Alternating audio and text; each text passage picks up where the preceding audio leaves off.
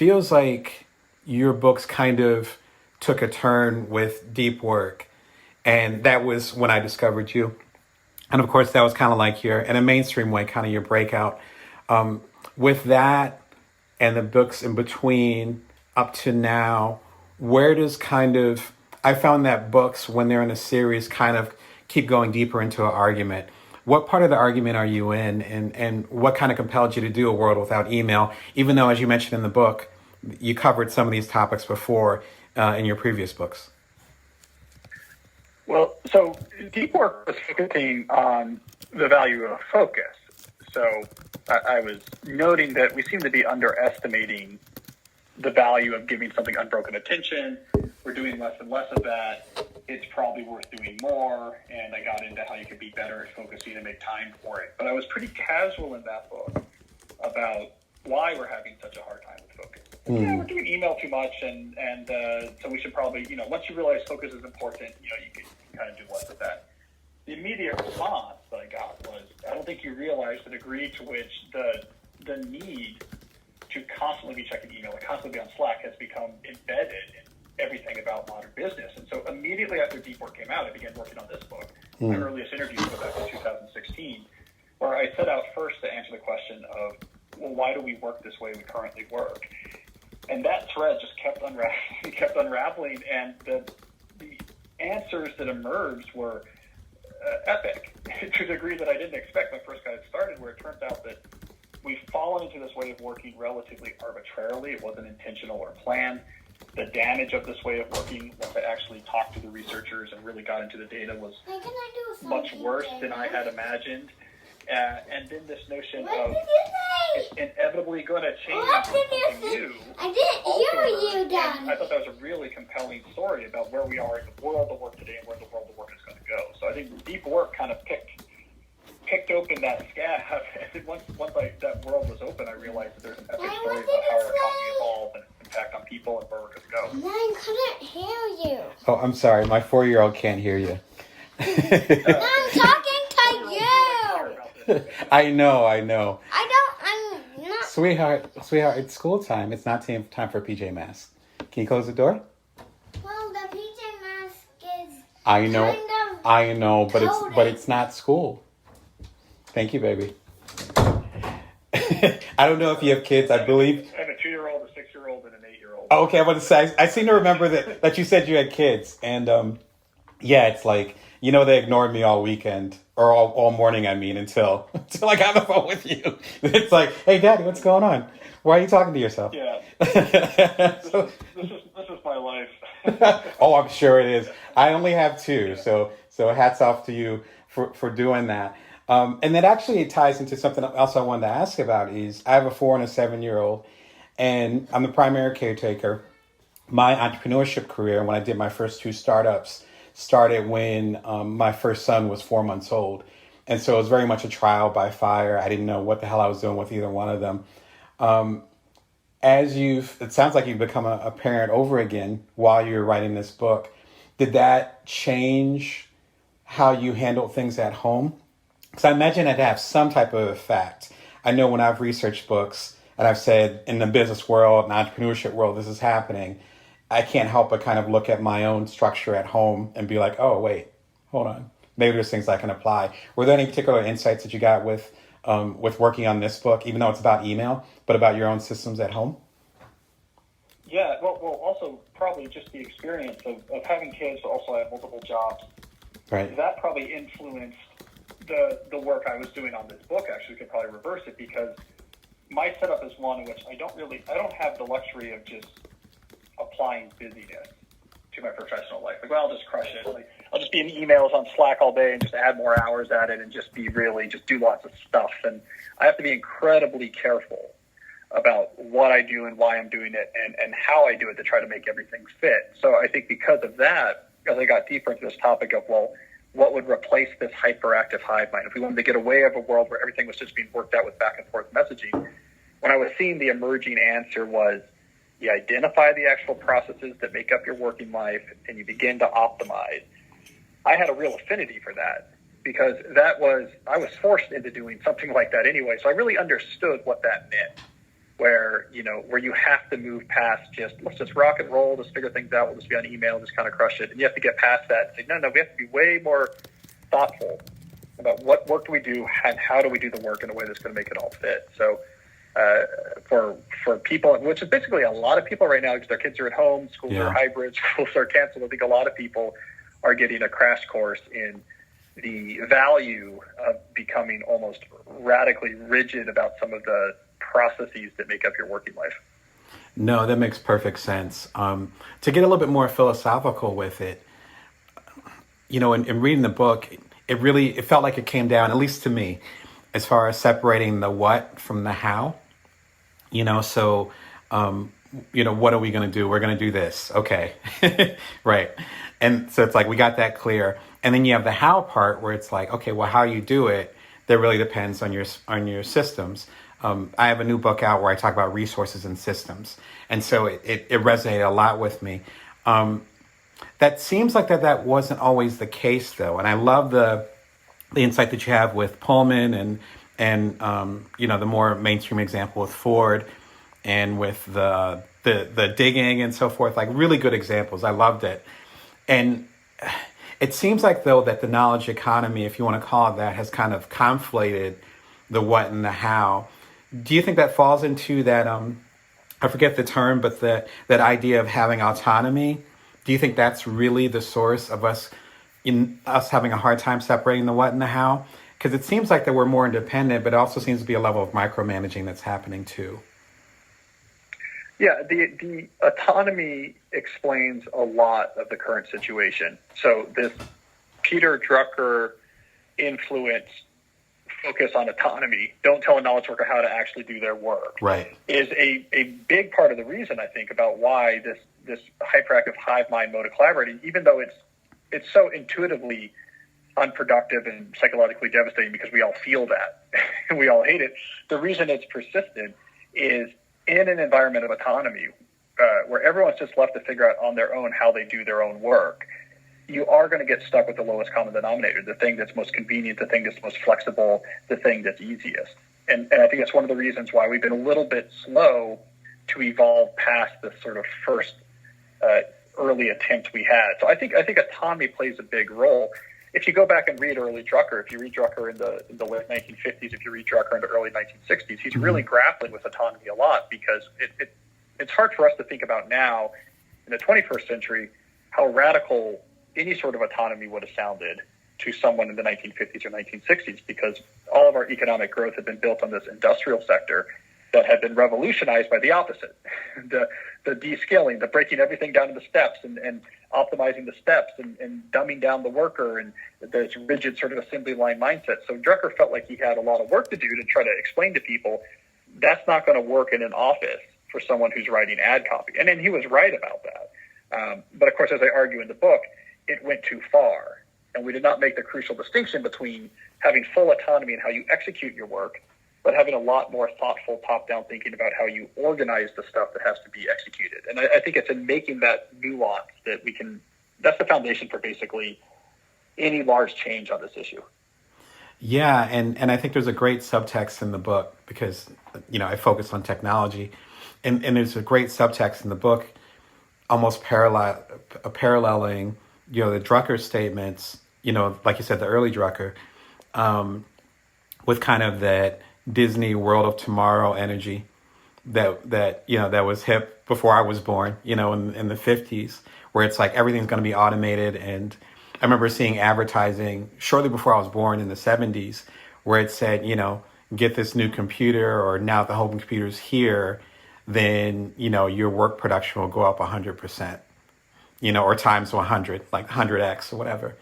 And it seems like that didn't really happen, and we just got busier.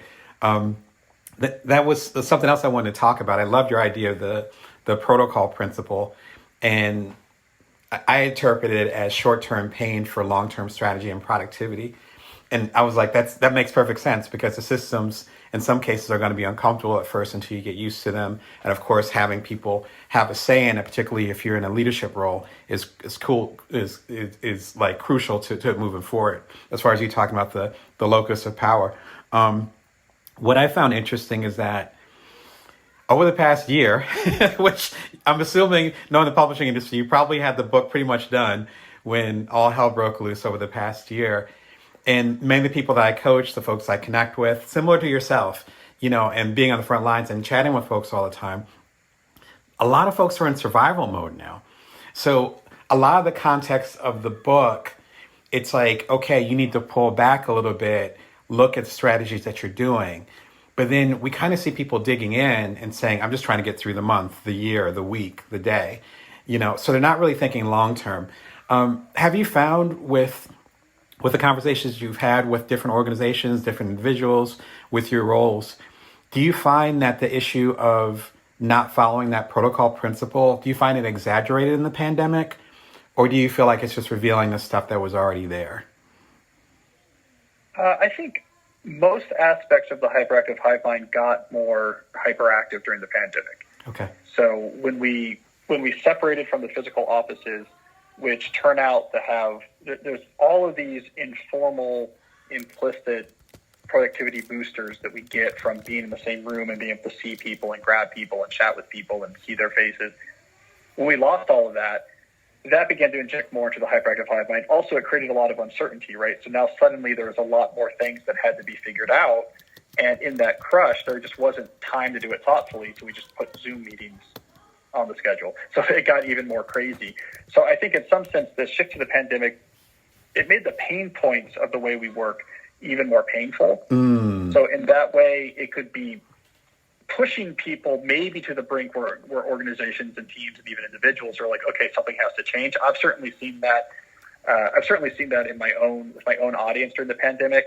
Like earlier in this fall, I released a planner, this time block planner, just to help individuals. It's a philosophy I have about how to be more structured about your time, especially when it's limited, like during the pandemic. Right. And we had like over 2,000 pre-orders for a planner. Wow. There's no pre-orders for planners, right? Like, no, maybe for books, right? But not for planners. No. Yeah, right. Because congratulations. What benefit? What benefit, right? But so I think there's a sign of a hunger, right? Like the pain point got acute enough that so it's pushing some people over. But at the same time, I write about this in the specialization principle chapter of the book. And I guess it's kind of prophetic. Yeah, I did write that, most of this before the pandemic, all of it actually. But it's kind of prophetic now. I noted that one of the problems of having too much to do, like too much on your plate, is that there's not enough margin to improve your processes, right? And so it's part of my argument for we need to reduce how much, we probably need to specialize more, have less on people's plates, because if you have too much stuff on your plate, you don't have the breathing room to actually figure out how to do those things well, which means you have to use them, attack them into hive mind, which makes you even less efficient, you have even less time. And I think that effect happened to a lot of organizations during the early pandemic in particular, because having to change the way Inc. publishes its magazine. We have to figure out how to do this remotely, multiply that by a dozen different issues. It was just too much work for people to have the breathing room. But I think by the time we got to the sort of second half of the pandemic and people got past the okay, we have to just figure out how to even run our business, right? A lot of acute problems we had before, and they're finding a new equilibrium. They're still experiencing, when we're remote, the hyperactive hive mind is more hyperactive. Let's maybe look for a better option. So this was like the New Yorker piece I wrote this summer on remote work, which was basically, I just finished this book and then the pandemic happened. So this piece I wrote for the New Yorker about remote work over the summer was like me being able to get deep into these ideas with respect to the pandemic, right? Because I was like, the book was done before Rough timing. And that was like the hopeful message of that article was like, maybe once things settle down, we got to catch our breath, but we're still in this remote period where the hyperactive hive mind is extra hyperactive. This will be the push we need to start really getting serious about processes and starting to move on past the hive mind, like I preach in my book. No, that makes perfect sense. And I respect your idea of it being a sharper pain point. And it'll be interesting because I know for a lot of folks, they feel like still that we're going to go back to the way it was once the offices officially open back up and whatever it takes to get us back. And there's kind of that understanding. I think you see that, and I definitely see that, where there will be a different type of world that we'll be entering back into, if you want to term it that way. One thing I was really curious about is I used to live in Silicon Valley. Like I said, I've done a couple startups, and the line that stopped me in my tracks, which I loved, was, I'm going to paraphrase it. You said, "We still talk about innovation, but almost exclusively to what we create, not how we create it." And it literally stopped me in my tracks. I was like, "Wow, absolutely." And I was curious as far as with getting to the Drucker idea, as far as early Drucker idea, as far as the autonomy among workers. There's also a sense of ego there. Like whatever technology age, particularly those of us who are technologists, we feel like we understand so much more than the previous age. Could we just believe that we're above or beyond needing to change our systems? Like, are we looking at it like we understand things at such a level? Like it's back to that. I think it's Epictetus who said that you can't teach a man what he believes he already knows.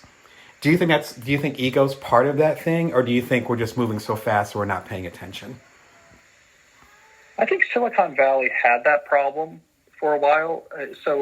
They didn't realize the effect to which this autonomy trap was really stifling true innovation. So they were looking at superficial workflow innovations, like Is our office open or closed? Do we have ping pong tables? Yes. Or these type of things, right? Campus innovation, superficial innovation. But on the other hand, so what's interesting about Silicon Valley, they were really aware, and yet didn't extrapolate from this example. They were really aware by looking at their software developers that real innovation in workflows can make a difference, right? So the one sector of knowledge work that does not embrace the hive mind and is incredibly innovative is software development. For other reasons, it was the pressure of project schedules. They developed these agile methodologies like Scrum or Kanban that are very different than the hyperactive hive mind, and are actually like a great example of the type of process-based workflows that I preach, where there's a transparent system for keeping track of who is working on what. There's really clear thinking about how much any person should be working on at the same time, how people coordinate with each other, when do we talk, how do we get the information, sprint methodologies. So from a cognitive perspective, maybe we should just be working on one clearly identified thing at a time, and it should take this long. And it's beautiful, I think, the innovations that happened in software development. And yet, for the rest of the Silicon Valley ecosystem, it didn't extrapolate. And so I think that's really interesting. I think part of what was going on out there is that they really embraced the computer metaphor for humans and work. And in the computer world, you have a computer processor. It's a circuitry run off of a regular scheduled clock. And there are these low-level commands that the processor executes. And it's completely agnostic, right, to what it's executing. It's just command. It's electrons to circuits. Everything takes the exact same clock cycle. And the whole game in building efficient systems is just making sure you keep the pipeline full. So that the processors always give it something to compute. So you want to get stuff to it faster. You want it to compute the things faster. And it's speed, right? Because the processor will just do it. So let's just get the clock going as fast as possible, and let's do pipeline and predictive pipelines to make sure that there's always things for it to be executed, that it's never idle.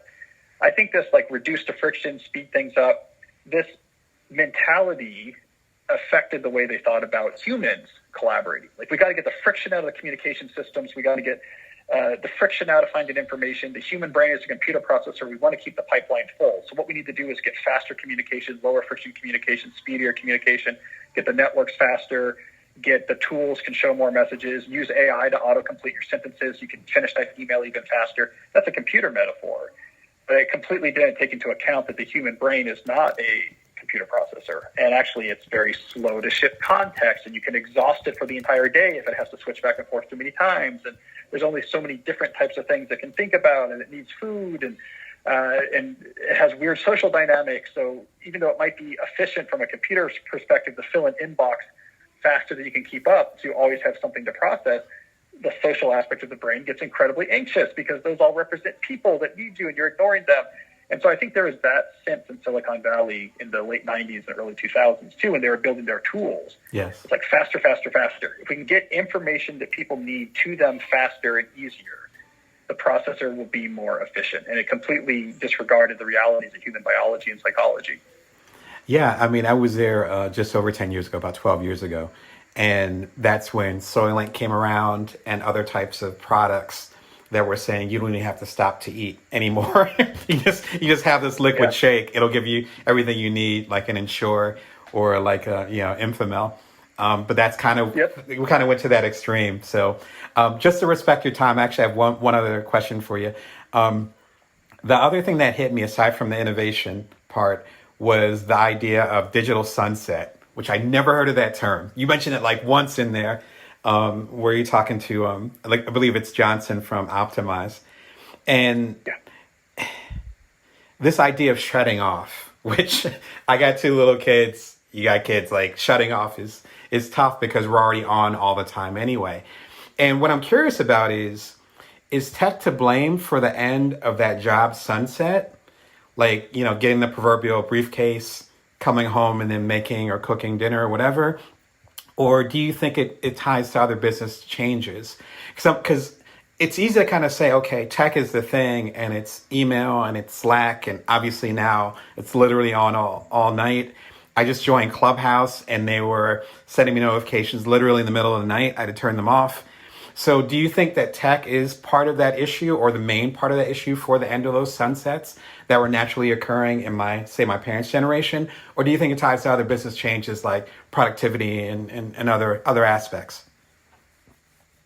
I think it's the hyperactive hive mind. I think once you decide that the main way we organize all work is informal, unscheduled, back and forth messaging, you're always going to have that messaging going on. So first of all, that's part of the problem. So if that's how things just get worked out, now you're just constantly servicing these back and forth conversations. It generates way more asynchronous communication that you can easily keep up with. So now you have to service this at night and in the morning as well, even just to kind of keep up with all these conversations.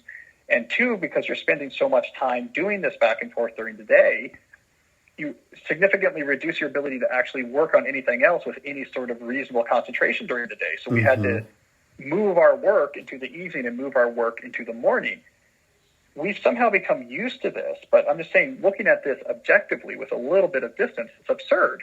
It's like a Kafka play, right? Like this idea that we are now talking about work so much that we can't actually get any work done during the workday. Like it's something that you would imagine in like an absurdist theater, right? Like it would be some sort of absurdist commentary on early mid-century Soviet bureaucration or something like that. Right. But it's the reality of a lot of knowledge work, right? Sure. And we just kind of take it for granted, like, it's just we're busy, and it's like something I hear, for example, is in some of the critics in the circles I run, their reaction to this is like, yeah, we're working more in the morning, we're working more in the evening because we're being it's the screws are being turned to us, right? Like it's an exploitative relationship, like in a sort of classic, like a Marxian type of way, right? Like a Marxian type analysis. And those have really emerged recently, which I think is very interesting. That even in a moment where in most social criticism right now, the dominant mode is more postmodern, right? So it's more like postmodern critical theories. In the world of work, it seems downright old-fashioned. You have a lot of these sort of more classic Marxian type critiques of they're turning the screws because they can, right? The managerial class is exploiting to get more labor. I think it's actually more incompetent than that. I think it's this hyperactive hive mind took over for the various reasons I talked about somewhat accidentally. And for the various reasons I talked about, it's not easy to dislodge. And one of the side effects of this hyperactive hive mind is that we get to this absurdist situation where it spirals out of control. But we just can't get our work done during the workday. Just feeding the hive mind takes up all of our hours. We're on Zoom or an email 8 hours a day. And so the work has to happen in the evening and the mornings. From the managerial class perspective, if we could get rid of the hive mind and do this work during the day, like a lot more would get done. I mean, I'm starting to, this is being recognized now in Silicon Valley. This is a change I've seen for sure, but other places as well, because I do stuff with C-suite types. They realize this is terribly unproductive. They realize it's burning out their workers. It's creating dissatisfaction. People are leaving the workforce. They're shifting to part-time in ways that's not very effective for either party. They know this is a problem. It's just really hard to solve. And so, we're working all the time now, in part because we're so bad at working. And I wish it was a cleaner story of like, it's the cigar chomping factory owner is trying to exploit us 20% more. But I think It's a more desperate situation than that. We have, as an industry as a whole, we're working so ineffectively that the wheels aren't staying on the car, which is why I conclude this book saying, look, a world without email is coming because what we're doing now is 100% unsustainable. And there's so many better options. And it's enough of a pain that it's not going to happen real easily, but we're feeling enough pain that I think we're going to be willing to take up that challenge pretty soon. No, that makes sense, especially as Slack recently got purchased and all these things. So it feels like we're kind of in a bubble of that asynchronous productivity machine.